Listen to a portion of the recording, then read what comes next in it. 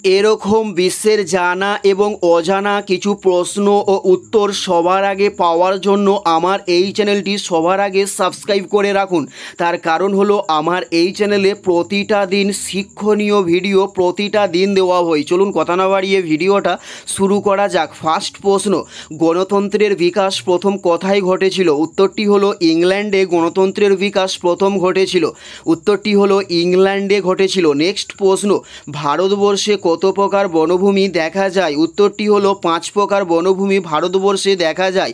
উত্তরটি হলো 5 প্রকার বনভূমি ভারতবর্ষে দেখা যায়। নেক্সট প্রশ্ন, কোন শিল্পে জলদূষণ বেশি ঘটে থাকে? উত্তরটি হলো চর্মশিল্পে জলদূষণ সবচেয়ে বেশি ঘটে থাকে। উত্তরটি হলো চর্মশিল্পে জলদূষণ সবচেয়ে বেশি ঘটে থাকে।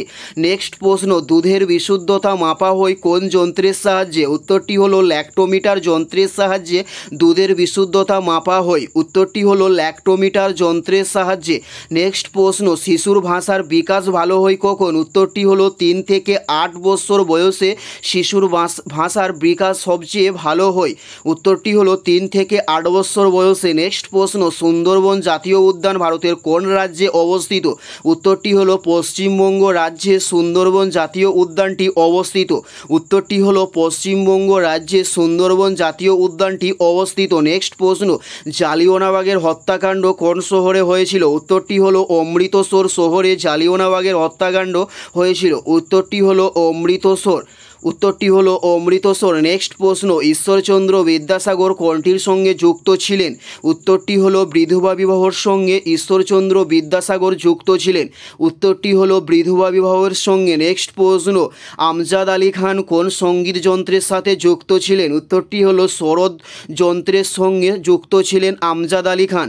উত্তরটি হলো সরোদ। নেক্সট প্রশ্ন, থাইরয়েড দ্বারা দেহের কোন অঙ্গ প্রভাবিত হয়? উত্তরটি হলো ক্ষুদ্রান্ত অঙ্গ থাইরয়েড দ্বারা প্রভাবিত হয়। উত্তরটি হলো ক্ষুদ্রান্ত থাইরয়েড দ্বারা অঙ্গ প্রভাবিত হয়। এটাই ছিল এই প্রশ্নের এই ভিডিওর লাস্ট প্রশ্ন।